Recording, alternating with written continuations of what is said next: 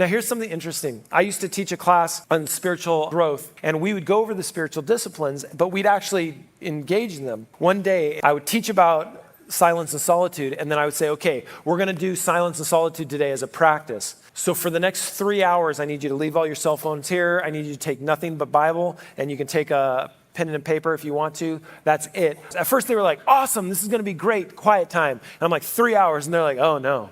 And one guy, I remember he raised his hand. He said, so what are we supposed to do? I was like, okay, well, this is how it's going to go. You're going to be by yourself, solitude, and you're going to think a lot.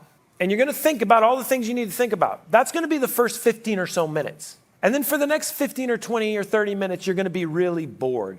And they're like, oh, you're really selling this. And I was like, I know. Then you're finally going to get to a place where you're quiet enough and your head is quiet enough because it's done all the things that it needs to do that you can begin to listen to God differently.